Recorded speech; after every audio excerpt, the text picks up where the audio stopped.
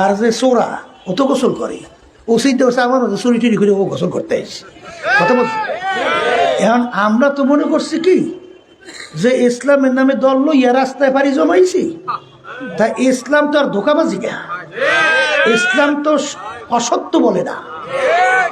আলামিন উপাধি পাইছিল আল্লাহর হাবিব, উপাধি দিয়েছে কারা? বিজাতিরে না, কথা বলে কারা দেশ। আবার বড় অফিসার ইচ্ছা করলে ঘুষ খাইয়া সুদ খাইয়া 2-1 মাসের ভিতরে বিল্ডিং কয়েকটা করতে পারে। বর্তমানে বাংলাদেশে যে পরিবেশ, আমরা টেন্না হইলে আমরা বুঝি, কথা বলছেন। ওই যে প্রধানমন্ত্রী শেখ হাসিনা বলছিল না যে আমার ফিও না প্রায় 400 কোটি টাকার মালিক, বলছিল না? বলে কি সব হালাল উপায় তো কামাই করছিল তো, হ্যাঁ? তাইলে বোঝা গেল যে এইরকম ভাবে ঘুষ সুদ এই সম্পদ দেখা তারপর এর থেকে লোভ ফিরাইয়া থাকা। আল্লাহ হাবিব সাল্লাল্লাহু আলাইহি ওয়াসাল্লাম কি বলছেন? যে হারাম মালের দ্বারা রক্ত এবং আর যে চোরা ও তো গোসল করে, ও চিন্তা করছে আমার মতো চুরি টুরি করে ও গোসল করতে আসছে, কথা বলছে। এখন আমরা তো মনে করছি কি যে ইসলামের নামে দল লইয়া রাস্তায় পাড়ি জমাইছি, তা ইসলাম তো আর ধোকাবাজি না, ইসলাম তো অসত্য বলে না। আলামিন উপাধি পাইছিল আল্লাহর হাবিব, উপাধি দিয়েছে কারা? বিজাতিরা না, কথা বলে কারা দেশে উপাধি? বিজাতিরা। কি দেশে? আল আমিন। অর্থ কি? সত্যবাদী না? আচ্ছা, তাহলে আল্লাহর হাবিব লকব পাইছে সত্যবাদী। আচ্ছা, সিদ্দিকের নাম শুনছেন? কাকে বলবে? আবু বকর সিদ্দিক। তাহলে আবু বকর সিদ্দিক এই উপাধিটা তো বলছেন কোন সময় পাইছি? সবাই মেরাজের পরে আল্লাহ হাবিব যখন এসে বলছেন, তখন বলছে আল্লাহ হাবিব আপনি যা বলছেন সব সত্য, এই করে সিদ্দিক, এই উপাধি পাইছে সিদ্দিক। আচ্ছা, তাইলে আমাদের গোড়া হইল সত্য, কথা বলে না? আমাদের গোড়া কি? সত্য। আর এই যে কিছুদিন আগে যুদ্ধ চলছিল না, ইরান, ইসরায়েল, আমেরিকা, এই আমেরিকা ইসরায়েল একাত্রিত ইরানের হামলা করছে না, তখন যুদ্ধের ময়দানে যত কথা বলছে ওই যে ইসরায়েল আর আমেরিকা সবই তো সত্য কথাই বলছে, হ্যাঁ? সত্য পাওয়া বড় কঠিন না, কথা বলে না? তাহলে সত্য বলে না কারা? ইহুদি নাসারা খ্রিস্টানরা, কথা ঠিক কিনা? আর আল্লাহর হাবিবের শাগিরাতেরা কি কইবে? আর একটু জোরে বলে। তা এখন আমরা নির্বাচনকে ঘিরে পুরোপুরি দেখছি যে সত্যর পরিবর্তে ঘোষণা আসছে সবরণ অফিসার বিএনপির থেকে 400 কোটি টাকা খাইছে। একেবারে সত্য না? এরপর সেদিন পাথরঘাটা মাহফিল করলাম, সেখানে শুনতেছি যে নাম ইসলাম লাগাইয়া সব জায়গায় বলতেছে সবরণ অফিসার 10 কোটি বিএনপি থেকে খাইয়া, এই জন্যই এই সমঝোতা থেকে সরিয়ে গেছে। এখন আমাকে একজন ধরছে, হুজুর এই কথা যদি না বলেন আমরা টেকতে পারতেছি না। আমি বলি বেটা কি করবো বল, কোন জায়গায় কি বলি? এখন তাও 2টা উদাহরণ দিয়েছিলাম পাথরঘাটায় মাহফিলে। একটা উদাহরণ দিছি যে আল্লাহ রাসূল সাল্লাল্লাহু আলাইহি ওয়াসাল্লাম উপাধি পাইছে আল আমিন, আর আবু বকর সিদ্দিক রাদিয়াল্লাহু তাআলা উপাধি পাইছে সিদ্দিক। তাইলে আল্লাহর হাবিব আবু বকর রাদিয়াল্লাহু তাআলা আনহু সিলসিলাওয়ারি শাগরেতের দল হবে সব সত্যবাদী। কিন্তু যারা নাকি মিথ্যা কথা বলে এরা আল্লাহর হাবিব এবং আবু বকর সিদ্দিক রাদিয়াল্লাহু তাআলা আনহু তাদের শাগরেত হতে পারে না। এরা হলো ইহুদি, নাসারা, খ্রিস্টান, আমেরিকান, ইসরায়েলের দালাল।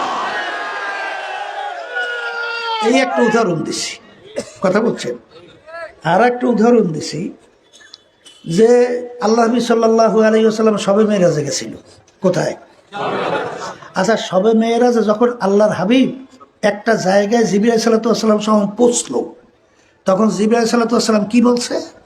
হে আল্লাহর হাবিব, সামনে এক পা চলার শক্তি নাই, আমি যদি সামনে যাই পুড়িয়ে সাপ, আপনার একা চলতে হবে। তখন আল্লাহ নবী সাল্লাল্লাহু আলাইহি ওয়াসাল্লাম চলছেন কি কয়জন? তাহলে কথা বললো আল্লাহ এবং আল্লাহ রাসূল সাল্লাল্লাহু আলাইহি ওয়াসাল্লাম, আর তৃতীয় কেউ ছিল? কথা বলে? আচ্ছা, ছিল না। তাহলে সেখানে আল্লাহর হাবিবের সঙ্গে আল্লাহর সঙ্গে কত কথা হয়েছে। এইটা ওখানে এই যে বেদাতি যাদের নামাজ নাই, রোজা নাই, সুন্নাত নাই, পর্দা নাই, এরা বলে কালাম নাকি ৯০,০০০। আল্লাহর সঙ্গে আল্লাহ হাবিবের সঙ্গে কথা হয়েছে কত হাজার? এরা বলে ৯০,০০০। আচ্ছা, তাহলে ৬০,০০০ জানে যারা মারেফাতের দাবিদার, আর যারা নাকি শরিয়াতি দাবিদার, অর্থাৎ আমরা যারা আলেম আছি ওলামায়ে কেরাম, আমরা জানি মাত্র ৩০,০০০। তেহারা জানে কত? ৬০,০০০। আর আমরা জানি, তাইলে আমাদের থেকে তারা অনেক ঊর্ধ্বে। এখন আমি জিজ্ঞেস করি বাজার, যখন আল্লাহ রসুল সাল্লাল্লাহু আলাইহি ওয়াসাল্লাম আল্লাহর সঙ্গে কথা বলছিলেন, কালাম ৯০,০০০ হয়েছে না ৬০,০০০ হয়েছে না ৩০,০০০ হয়েছিল, তখন ওই যাদের নামাজ নাই, রোজা নাই, সুন্নাত নাই, পর্দা নাই, ওরা ওখানে আসে না কেনা কেনা? কথা বললেন? কেউ ছিল? তাইলে কালাম ৯০ না ৬০ তার কেউ ছিল না, তাইলে কথাটা কি? আমার জোরে কর। আচ্ছা, আমাকে ১০ কোটি টাকা দিয়েছে ইসলামী আন্দোলনে, ১০ কোটি টাকা দিয়েছে বিএনপি আলারা। তাই বিএনপি আলারা দিলে তখন বিএনপির সাথে তো আমরা বসে লেনদেন করছি, তোমরা চালা কারা?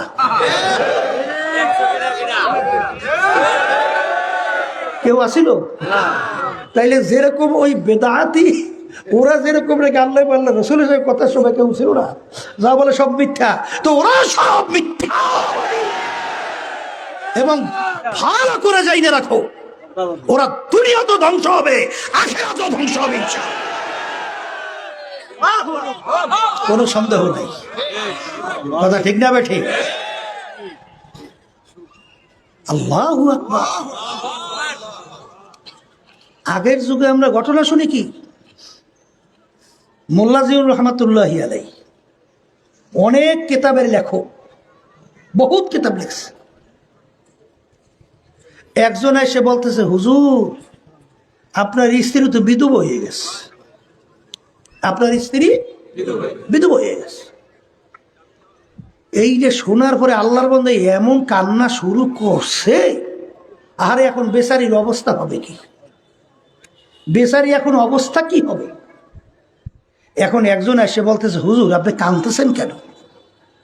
বলে, ভাই আমার স্ত্রী বিধবা হয়ে গেছে, এখন বেচারির অবস্থা কি হবে? তখন এই লোকটা বলতেছে, হুজুর কি বলে, আপনি থাকতেই আপনার স্ত্রী বিধবা হয় কেমনি? আর হুজুর খেয়াল ফিরিয়ে আসছে, বলে বাবা কথা তো ঠিক, আসলে আমি থাকতে আমার স্ত্রী বিধবা হয় কেমনি? তাহলে যে বলছে সে কি মুসলমান না? কথা বোঝেন? বলে যে আমাকে এই সংবাদটা দিয়েছে সে কি মুসলমান না? তাই মুসলমান মিথ্যা কথা বলতে পারে? আর নাম দিয়ে ইসলাম, পা হইতে মাথা পর্যন্ত ২৪ ঘন্টা মিথ্যা। এক খসরাত দুনিয়া ওয়াল আখিরা, দুনিয়াতেও ধ্বংস, দুনিয়াতেও লাঞ্ছিত, দুনিয়াতেও অপমানিত, আখিরাতেও অপমানিত, লাঞ্ছিত, ধ্বংস। এই জন্য আমার বাচ্চাদেরকে বলবো, পর্দালে মা বোনরা যারা শুনতেছেন, শোনেন, বুঝে শুনে পথ চললেন। কোন দলের পরিচয় কিন্তু কবরে চলে না। কেউ যদি খবরে এই পরিচয় আমি সর্বনয়ের মুরিদ, এই পরিচয় খবরে চলে। অনেক সর্বনয় মুজাহিদরাও বলে এই নির্বাচনের পরে সর্বনয় নিয়ে বিভিন্ন ধরনের সমালোচনা করছে। আপনাদেরকে অনুরোধ করছি, আর সর্বনয়ের মুরিদ পরিচয় দেবেন না, কারণ আমি তো এখন আমিরের দায়িত্বে আছি, আমি তো এখন পীরের দায়িত্ব পালন করি। আমি আপনাদের নাম মুরিদ থেকে কাইটে দিলাম। এরপর যদি এই ধোঁকাবাজরা মুরিদ দাবি করো, তাহলে আপনারা চিহ্নিত করবেন, চিহ্নিত কইরা তারপর তাদেরকে মুরিদ দাবি করলে সঙ্গে সঙ্গে আপনারা প্রতিবাদ করবেন মুরিদ না। চরমোনাইর এত দল ভারী করা কোনো দরকার নাই, কোনো প্রয়োজন নাই। নবীদের ইতিহাস পড়ে দেখেন, নূহ আলাইহিস সালাতু ওয়াস সালাম দাওয়াত দিয়ে কয়জন পাইছিল? কি কি মনে করছে? হাতে আল্লাহর হাবিবের নবুয়তি, নূহ আলাইহিস সালাম নবুয়তি কাটিয়ে গেছে? হ্যাঁ, এরকম নবীরা দাওয়াত দিয়ে কয়জন পাইছিল? এ থেকে নবুয়তি কাটছে না, না।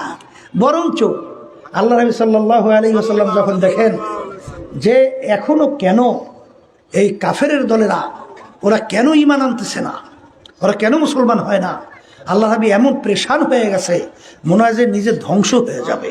আল্লাহ রাব্বুল আলামিন আয়াত নাজিল করেন, হাবিব গো, আপনাকে তো আমি পাঠাইছি দাওয়াত পৌঁছানোর জন্য।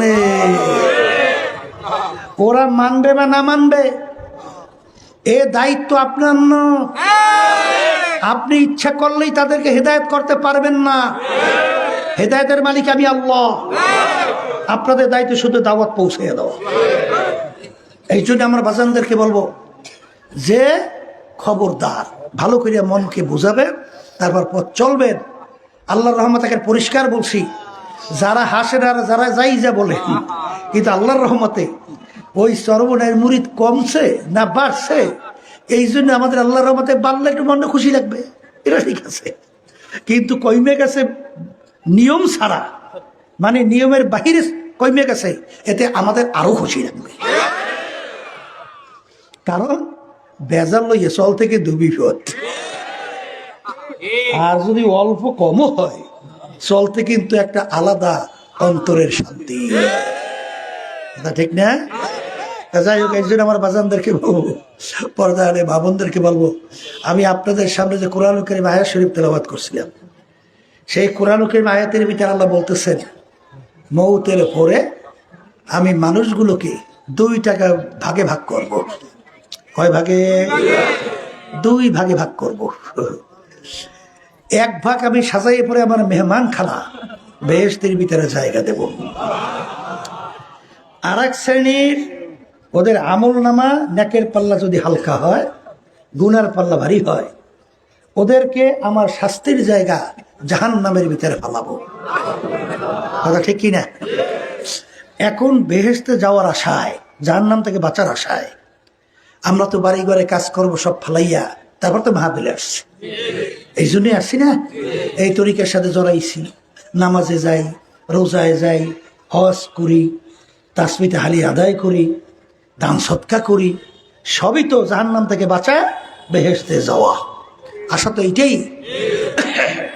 তাহলে বেহেশতে যাওয়ার জন্যে আল্লাহ রাব্বুল আলামিন, শোনেন, দুনিয়ায় সরকার দেখবেন তারও 2টা পুরস্কার আছে। কয়টা? 2টা পুরস্কার। এক শ্রেণীর মানুষকে সরকার বালাখানা দেয়। কোন শ্রেণীর মানুষ?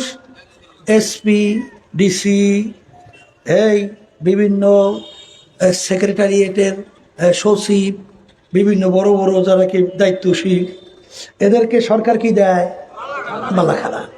আচ্ছা বলেন তো, সরকার ডিসিএসপি বড় বড় যে বালাখানা, গাড়ি বাড়ি সহ, এত পাহারাদার সহ, এত কিছু বাংলো বানাইল, এই পদে পৌঁছতে হইলে তার কি কষ্ট করা লাগছে? আসতে কয় পড়তে পড়তে চুল উঠে যাওয়ার উপক্রম হয়েছে, অনেক রাত্র ঘুম উজাগার হয়েছে, ঠিক মতো সময় মতো খাইতেও পারে নাই, ঠিক মতো বিশ্রামও করে নাই। এই কষ্ট করতে করতে করতে করতে যখন নাকি ভালো সার্টিফিকেট পাইছে, বিসিএস ক্যাডার হয়েছে, এই মাস্টার ডিগ্রি, বিসিএস, বিভিন্ন কায়দায় কায়দায় ডক্টরের ডিগ্রি, বিভিন্ন ডিগ্রি পাইছে, পাওয়ার পরেই সরকার পুরস্কৃত করিয়া তাদেরকে বিভিন্ন কি দিয়েছে? ডিসির bungalow, DC bungalow, SP bungalow, এরকম দেয় কি দেয় না? আর এক শ্রেণী মানুষের জন্য সরকার রাখছে জেলখানা। জেলখানায় যাইতে কোনো কষ্টই লাগে না। জেলখানাতে কষ্ট লাগে? বলে তাকি একটা সুন্দর মতো 4 সুতা রড হাতে লইবেন, এই সিজের, বুঝলেন, লইয়া যাইয়া সুন্দর মতো ঠান্ডা মাথায় একজোড়া ঠিক মাথার মাঝখানে সোজা করিয়া একটা বাড়ি দেবেন। একটা বাড়ির সঙ্গে সঙ্গে মাথা 2 ভাগ, রক্ত শিরশির করে পড়তেছে। এখন কি ঘটনা কি হয়েছে? আস্তে হ্যান্ডকাপ লাগিয়ে গেছে, লাগিয়ে টানতে টানতে কোথায়? এই যে বাড়ি দিতে সময় লাগছে কতক্ষণ? সময় লাগছে? এত অল্পর মধ্যে জেলখানায় চলে গেছে। কোনো কষ্ট লাগছে? তাই কষ্ট লাগে নাই।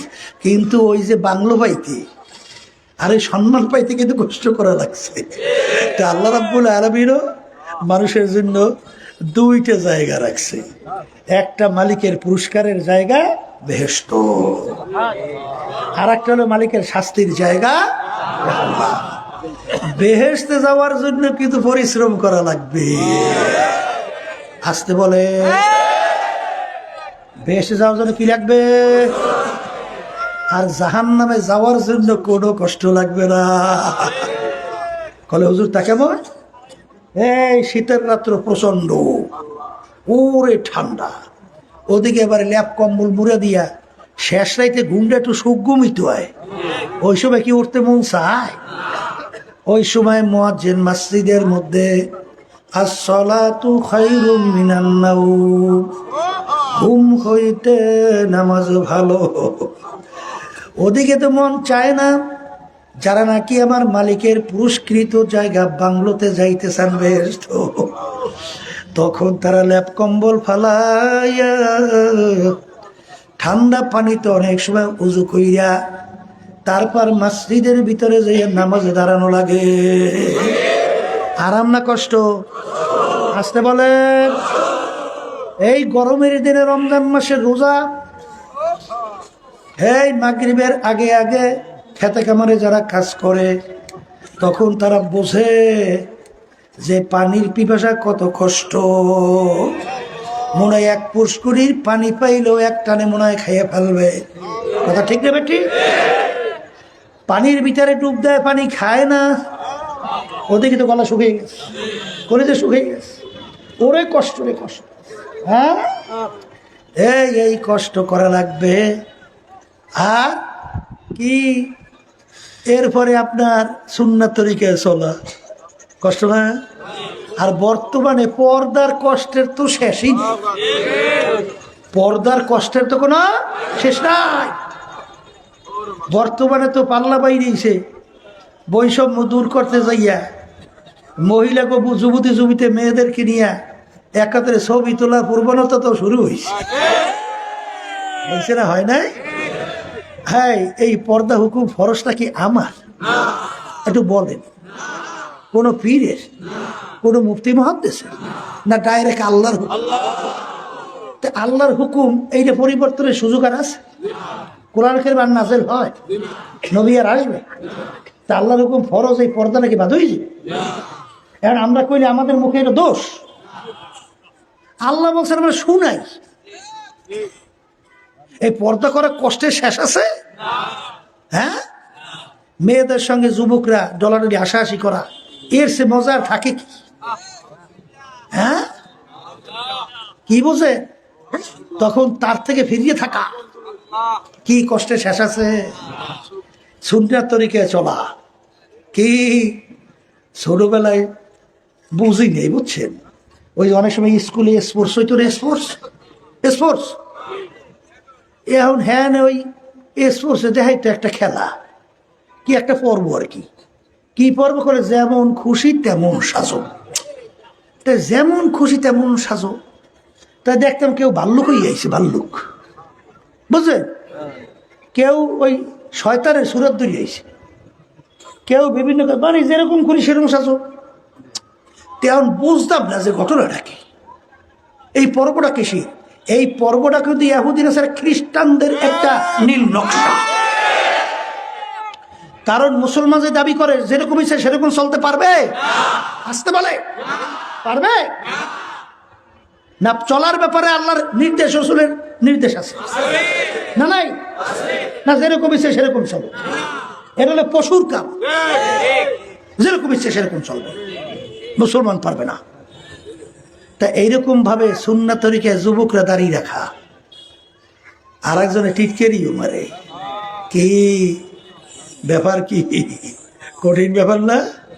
আবার যুবক বয়সে এমন একটু আনন্দ ভর্তি করবে, চিত্ত বিনোদন করবে, আর এই সময় দৌড়ে নামাজে। কষ্ট না? আবার বড় অফিসার ইচ্ছা করলে ঘুষ খাইয়া সুদ খাইয়া 2-1 মাসের ভিতরে বিল্ডিং কয়েকটা করতে পারে। বর্তমানে বাংলাদেশে যে পরিবেশ, আমরা টেন্না হইলে আমরা বুঝি। কথা বলছেন? ওই যে প্রধানমন্ত্রী শেখ হাসিনা বলছিল না যে আমার ফিও না প্রায় 400 কোটি টাকার মালিক, বলছিল না? বলে কি সব হালাল উপায় তো কামাই করছিল তো, হ্যাঁ? তাইলে বোঝা গেল যে এইরকম ভাবে ঘুষ সুদ এই সম্পদ দেখা তারপর এর থেকে লোভ ফিরাইয়া থাকা। আল্লাহ হাবিব সাল্লাল্লাহু আলাইহি ওয়াসাল্লাম কি বলছেন? যেই হারাম মালের দ্বারা রক্ত এবং